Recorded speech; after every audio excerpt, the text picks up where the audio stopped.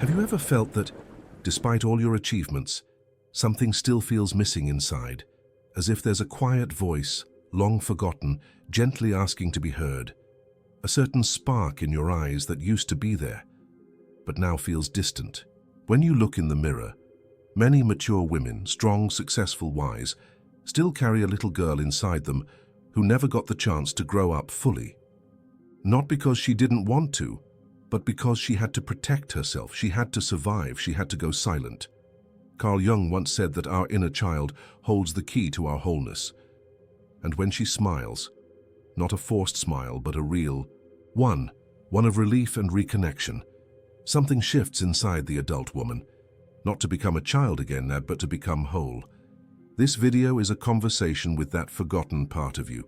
We'll walk through memories, through silent pain, and, more importantly, toward the possibility of healing. Because true self-confidence isn't built just with strength. It's built with listening, with compassion, with reunion. Do you remember the girl you used to be? The one who danced without music? Who asked questions without fear? Who created entire worlds out of crayons, mud, and silence? She still lives inside you. But maybe she's hidden now, locked away somewhere, deep in your soul, waiting for permission to come out without being judged. Somewhere along the way, that little girl learned she couldn't be herself anymore. Maybe someone laughed at her. Maybe she was told she was too sensitive and too bossy, too emotional. Or maybe to be loved, she had to please. To be accepted, she had to shrink. And to survive, she had to forget who she was. That's how we lose our essence. That's how a woman grows strong on the outside, but silently insecure on the inside. Childhood doesn't vanish with time. It stays, and when it's not heard, it screams. Not with words, but through anxiety, self-doubt, trouble trusting, trouble speaking up, or simply trouble loving herself. Reconnecting with that child doesn't mean going back to the past. It means healing the present. Because joy, lightness, and true self-confidence aren't something you create from scratch. They're something you recover, and it all begins with one deeply honest question. What happened to the girl I used to be? Sometimes the voice that keeps telling you you're not enough, you should have done better, you're too emotional, isn't even yours. It's an echo of something said long ago by a parent, a teacher, a sibling, or even society itself. And that echo became part of your inner world. You silenced yourself to avoid conflict. You learned to smile when it hurt. You kept going, even when your soul screamed, "Slow down." But here's the truth. The voice you buried never disappeared. It just moved deeper and started living inside you as self-doubt, as perfectionism, as that subtle, constant fear of not being truly seen, or worse, being seen and rejected. Carl Jung spoke of the shadow, the parts of us we push away, deny, or suppress. Many women carry a shadow voice, a wounded child who wasn't heard, and who now whispers through every decision, every relationship, every mirror. When that voice remains unexamined, it quietly governs your choices. You might avoid risks that could fulfill you. You may stay in places that feel safe but empty, or you may sabotage your own joy, because deep down you still don't feel deserving of it. But here's the key. The voice doesn't want to be erased. It wants to be acknowledged. It's not about fighting her. It's about sitting beside her and asking with tenderness, what did you need back then that you didn't receive? When that voice is finally heard, not judged, not ignored, something softens. The woman stops battling herself, and the child, once silenced, begins to trust again. That's the first step to authentic self-confidence, reclaiming your voice without fear of its vulnerability. You're the one people count on, the reliable one, the one who holds it all together, even when you're falling apart inside. They admire your strength, your independence, your resilience, but what they don't see is the weight that strength has cost you. Strength became your shield. It protected you from disappointment, from abandonment, from the chaos you once couldn't control. But that same shield also kept love at a distance. It kept softness locked away. It kept you from breathing fully. You're not alone in this. So many women reach their 40s, 50s, 60s and realize, I've been strong for everyone else, but who was strong for me? They start to feel a deep exhaustion, an emotional fatigue that no sleep can fix, because it's not about physical tiredness. It's about a soul longing to rest from performing, from pretending, from always being okay. There's a grief that comes with realizing you built a powerful life, but maybe left parts of yourself behind in the process. The strong woman archetype is beautiful, but it can also be a prison, because real strength isn't just about carrying others. It's about being allowed to be carried too, to lean on someone, to cry without shame, to not always have the answers.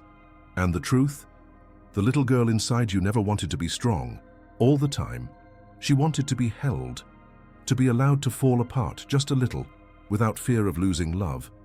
When you start letting her speak, when you listen to her needs, when you stop equating vulnerability with weakness, that's when the strongest, truest version of you begins to emerge. Strength isn't just power, it's softness too, and you're allowed to be both. You've probably heard it before. Just repeat these affirmations. I am enough, I am powerful, I am confident. But how many times have you whispered those words to yourself, only to feel like a fraud? Like the words were floating on the surface, while something deeper in you quietly said, I don't believe that. That's because true self-confidence isn't built from the outside in. It doesn't come from saying the right things to yourself. It comes from facing the real parts of you that still hurt, from grieving the girl who didn't feel seen, from comforting the version of you that was told she wasn't good enough, from healing, not hiding your most tender wounds. Carl Jung didn't talk about surface-level fixes. He spoke of integration, of bringing light to the hidden places inside us so we could become whole. And for women, this healing has an added layer. We've been taught to doubt ourselves, to be modest, to please, to shrink. We internalize generations of silence and self-sacrifice. So of course we hesitate. Of course we question our worth. How could we not? Affirmations are like band-aids, but emotional healing is like cleaning a wound, stitching it gently and allowing time for it to close from within. That healing comes when you tell your truth, even when your voice shakes. Say no without apology. Forgive yourself for the times you abandoned your own needs. Stop comparing your journey to others who never lived your pain. Real confidence is quiet. It doesn't shout or demand attention. It radiates from a woman who knows herself, not perfectly but honestly. A woman who made peace with her past and who no longer needs to prove anything to feel worthy of being loved. That kind of confidence can only rise from healing. There's a moment, subtle, quiet, and deeply powerful, when a woman pauses, places her hand on her heart, and finally listens to the little girl inside her, not to fix her, not to shut her up, but to say, I hear you now, I see you, I'm not leaving you again. That moment changes everything, because the parts of us we've silenced, our fears, our longings, our tears, don't disappear. They wait for space, they wait for safety, they wait to be acknowledged. And when we create that space, when we stop rushing ourselves to move on or get over it, we begin to experience something rare and beautiful. Integration. Not a perfect life, but a whole one. You stop being at war with yourself. You stop needing to wear masks for others. You stop rejecting the softness in you that once felt like a weakness. And here's the miracle. When the inner girl is no longer afraid, the outer woman walks differently. She enters rooms with presence, not performance. She speaks with clarity, not apology. She leads with compassion, not control, because she is no longer trying to fill a void. She's walking with the girl she once was, hand in hand, both finally on the same team. This is not about going backward. It's about returning to what was most real in you, before the world told you who you should be. When the inner girl is heard, the woman doesn't become someone else. She becomes herself, fully, deeply, unapologetically. And that is the foundation of true, radiant confidence. When was the last time you did something just for the joy of it? No agenda, no outcome, no productivity attached, just because it made your heart feel light. As children, play was natural. We didn't ask for permission to imagine, to create, to dance in the rain. We played because it felt good, because it connected us to life. But somewhere along the path of growing up, many women trade play for performance, joy for responsibility, curiosity for control. We become masters of doing, and we forget how to just be. But here's the truth. Your inner child wants you to remember. Play isn't childish, it's medicine. It brings you back to presence. It softens your nervous system. It opens the door to creativity, spontaneity, connection, and most of all, it reminds you that life doesn't have to be so heavy all the time. You don't have to earn rest. You don't have to justify joy. You don't need permission to laugh, to create, to try something just because it makes your soul come alive. And yes, especially in midlife, this becomes even more essential. Because at this stage, you're not chasing roles anymore. You're chasing truth. And joy is one of the most truthful experiences we can have. So ask yourself, when did I stop letting myself play? What did I use to love that I've abandoned?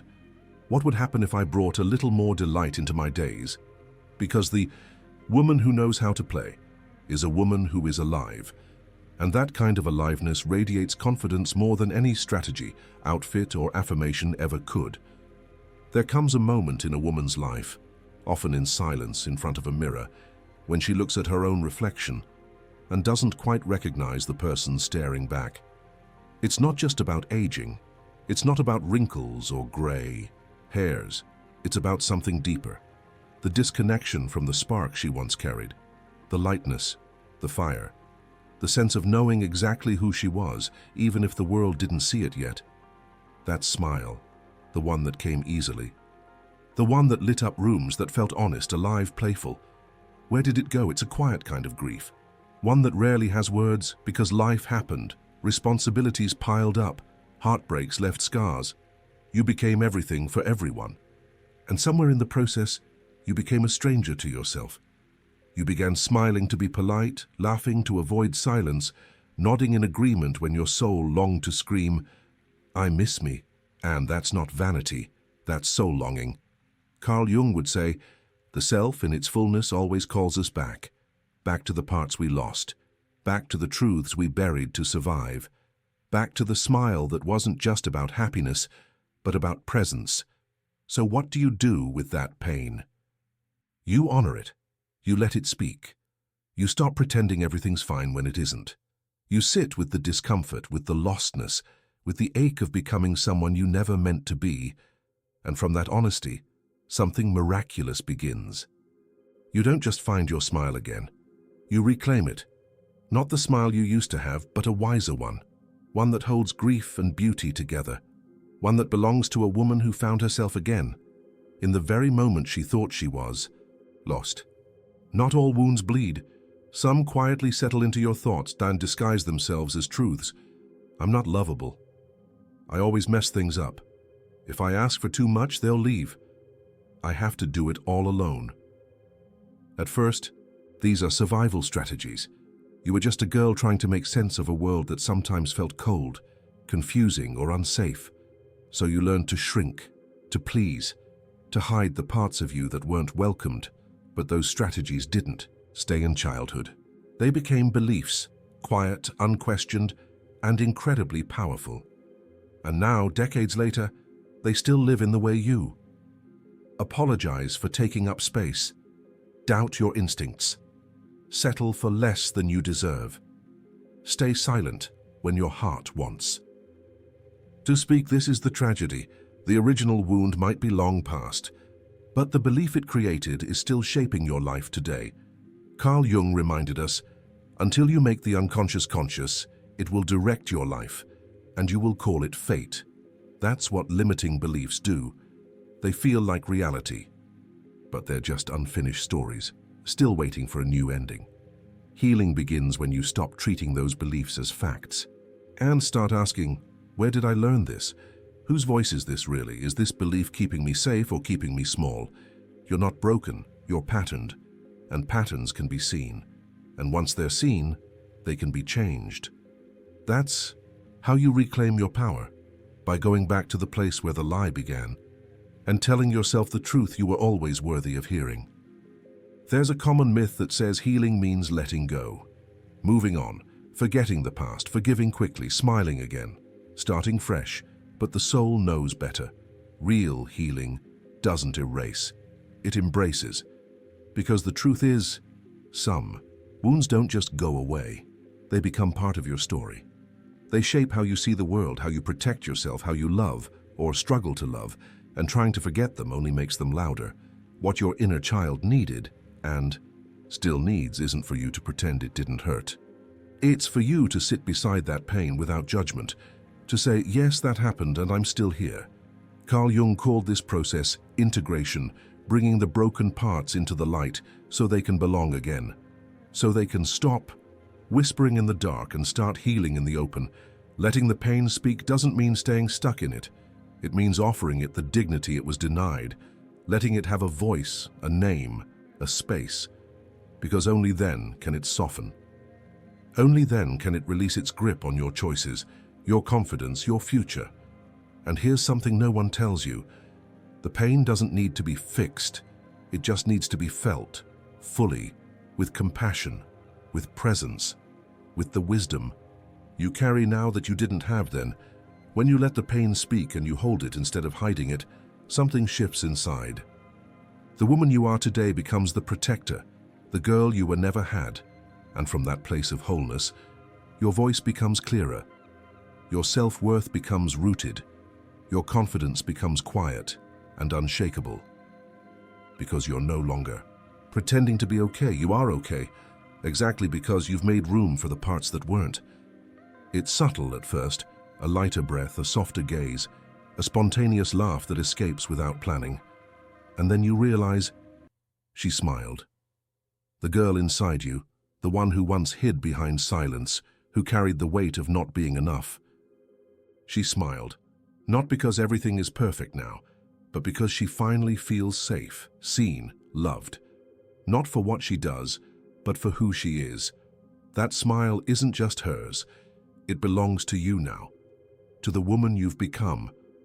A woman who no longer needs to prove her worth, who no longer fights herself, who made peace with the girl she was, and through that peace found power. That's the secret Jung pointed to. The path to feminine confidence doesn't begin with pushing harder. It begins with coming home, to your truth, to your tenderness. To the wild, wise, radiant part of you that was never really lost, just waiting to be remembered. When your inner child smiles, you don't become smaller. You expand. You root yourself deeper into self-love. You stop performing and start blooming, naturally, courageously, fully, and it shows in how you walk into a room, in how you say no without guilt, in how you love without losing yourself, in how you rest without apology, in how you believe yourself finally and completely. You are not broken, you are blooming. And that smile, that's your soul, remembering who she's always been.